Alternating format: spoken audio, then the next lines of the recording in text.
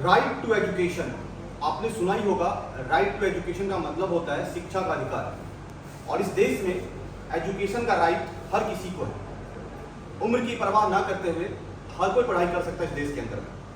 लेकिन पढ़ाई करने का मकसद होता है तरक्की करना, जिंदगी में आगे बढ़ना, जॉब पाना और इस देश की सेवा करना। लेकिन हाल ही में एक बहुत ही सनसनीखेज खबर सबको परेशान कर रही है। वो मामला है इस देश की सबसे बड़ी टेस्टिंग एजेंसी एनटीए का, नेशनल टेस्टिंग एजेंसी, जो इंडिया की लगभग सारे इंपॉर्टेंट एग्जाम को कंडक्ट करवाती है।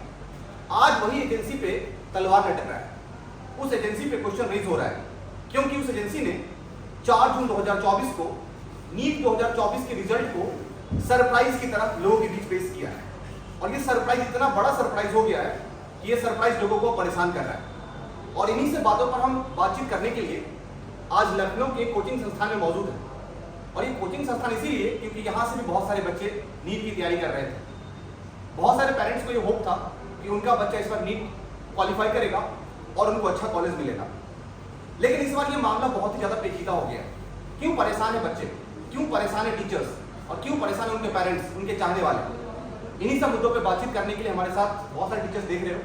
एक बार मैं आपको अपने सभी टीचर से परिचय करवा देता हूँ, उसके बाद हम बात करेंगे आखिर मामला क्या है। तो सर एक बार अपना नाम और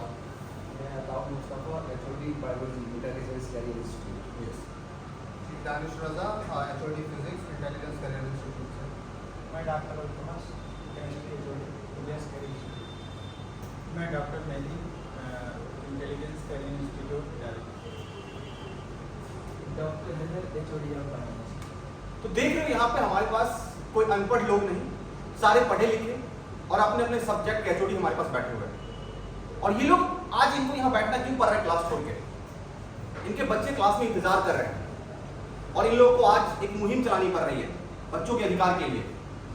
बच्चों को न्याय दिलवाने के लिए लोग आज हमारे साथ बैठे हुए हैं, बच्चों का क्लास छोड़कर। इनका ये टाइम बच्चों को पढ़ाने में जाता था, करियर बनाने में जाता था, और आज को इन मुद्दा पे बात करना पड़ रहा है जिन मुद्दे की कोई वजह ही नहीं होती आज के इससे पहले। हालांकि इससे पहले नीति में आज तक कोई धांधली सामने नहीं आई थी। बहुत सारी हुई है। ये इस बार सबसे बड़ी है। इस बार सबसे बड़ी है।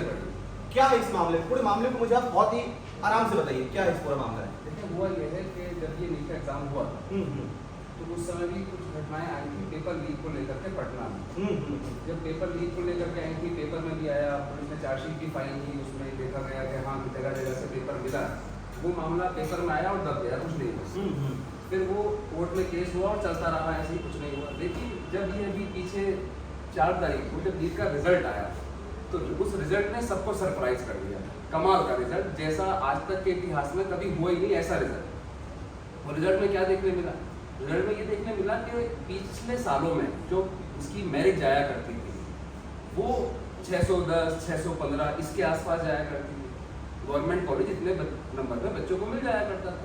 लेकिन इस बार क्या हुआ है कि जो 655, 653, 54 लाने वाला बच्चा है उसको भी गवर्नमेंट कॉलेज नहीं मिल रहा है। तो इसका मतलब आप देख रहे हैं कितना बड़ा इन्फ्लेशन देखने को मिल रहा है मेरिट में। जो बच्चा 640, 45 ला करके बैठा है, पूरे साल उसने मेहनत की है, उसको कॉलेज गवर्नमेंट इस बार नहीं मिलेगा जिस तरह का रिजल्ट है। अब उस रिजल्ट में गड़बड़ है, बहुत बड़ी गड़बड़। क्या गड़बड़ है? सबसे पहले तो ये जैसे जिस तरह का ये इन्फ्लेशन देखने को मिला है, कहीं ना कहीं पेपर लीक की तरफ को इशारा करता है। दूसरा सबसे बड़ी चीज़ इसमें यह है कि कुछ बच्चों के नंबर बहुत सरप्राइजिंग दिए इन्होंने। जैसे कि एक बच्चे का नंबर 619 दिया, 719 दिया, एक बच्चे का नंबर है 718 दिया। तो ये नंबर कहीं पर भी पॉसिबल नहीं होते हैं। इस नंबर का इन्होंने एक्सप्लेनेशन भी दिया कि हमने बच्चों को ग्रेस मार्किंग दी है। तो वो ग्रेस मार्किंग का सिस्टम इन्होंने थोड़ा बहुत समझाया है, लेकिन पूरी तरीके से क्लियरिटी उसको नहीं दे रखी है। समझ में किसी को नहीं आ रहा है क्या है। मैं जैसे बच्चों को समझाना चाहूँ लोगों को ग्रेस मार्किंग क्या है। उन्होंने इस तरह से कहा है, जैसे मान लीजिए मैं पेपर करा रहा हूँ और मेरी वजह से वो पेपर किसी वजह से लेट शुरू हुआ। मान लीजिए आधा घंटा लेट शुरू हुआ। जब वो पेपर आधा घंटा लेट शुरू हुआ तो आधे घंटे के हो गए 30 मिनट। 30 मिनट में ये मानना ये है कि बच्चा सवाल करता 30 सवाल करता तो होता क्या है कि एक सवाल होता है 4 नंबर का। तो इस तरह से 3 चौक 12, 120 नंबर उस बच्चे को दिए जाएंगे जिसका पेपर लेट शुरू हुआ 30 मिनट। अब मान लीजिए ये पेपर में होते हैं हमारे पास 3 subject, biology, physics, chemistry. Biology subject है बहुत आसान, केमिस्ट्री और उसके बाद फिजिक्स आता है। बच्चे ने पेपर शुरू किया, पहले कर लिया उसने बायोलॉजी, फिर कर लिया उसने केमिस्ट्री, उसने मान लीजिए 2 घंटे में 2.5 घंटे पेपर निपटा दिए। जब तक फिजिक्स की बारी आई उसका टाइम आधा घंटा कटा हुआ है। अब मान लीजिए उसने 600 नंबर के आसपास पेपर कर लिया, आधे घंटे में जो पेपर हुआ, आधे घंटे उसका लेट हुआ, उसके हिसाब से 120 नंबर दे दिए गए। इधर ही हो गए 600। तो आप ये कहना चाह रहे हो कि जो एनटीए ने किया वो बायोलॉजी के और केमिस्ट्री टैलेंट को देखा और फिजिक्स में मार्क्स दे दिए उसने। सिंपल सी ये बात कह है रहे ना, इस तरह से नहीं। जैसे मान लीजिए एक पेपर उसका छूट भी गया, फिजिक्स छूट भी गया, तब भी उसको 120 नंबर मिल रहे और 720 उसके आ गए। जैसे एक बच्ची है जिसके एनटीए ने तो इसी बेस पे वैल्यू हाँ, दिया होगा ना हाँ। कि बच्चों ने बायोलॉजी में किस आधार पे इन्होंने अंक लाए, हाँ। केमिस्ट्री में किस आधार पे अंक लाए, सपोज करो। उन्होंने टाइम देखा, उन्होंने time कहा देखा, subject नहीं देखा। सब्जेक्ट तो मतलब नहीं है, बच्चे की मर्जी पहले कौन करे। ज्यादातर बच्चे पहले बायोलॉजी करते Biology हैं, वो आसान है। या तो आप इस तरह से कर सकते थे जब हर एक सवाल का जो लेवल है वो सब सेम हो, तब आप कह सकते हो कि हाँ टाइम के हिसाब से करेंगे। पेपर ये जो है वो अलग अलग तरह के क्वेश्चन आते हैं, कोई इजी है कोई टफ है। इन्होंने इसका एग्जाम्पल दिया है कि 2018 में क्लैट का एक ऑर्डर आया था, क्लैट के एग्जाम को लेकर के। उसमें अगर बच्चों का पेपर लेट होगा तो उसमें हम इस तरह की चीजें देंगे, टाइम के हिसाब से नंबर देंगे।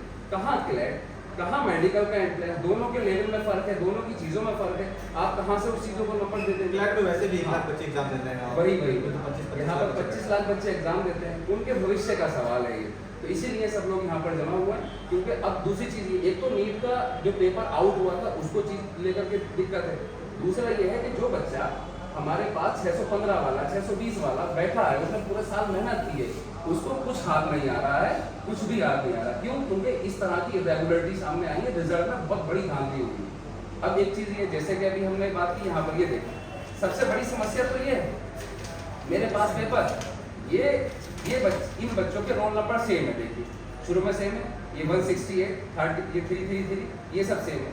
एक ही सेंटर से इतने सारे बच्चों की पहली रैंक और ये कैसे आ सकती है? क्या हमारे देश का पूरा टैलेंट एक ही सेंटर पे जाकर एग्जाम दिया, टैलेंटेड लोग? ऐसा कैसे पॉसिबल है? ये तो पॉसिबल ही नहीं है भाई। सारे एक रैंक वाले इन्होंने पहले से तय किया था क्या कि हम सब एक ही सेंटर पे जाकर एग्जाम देंगे?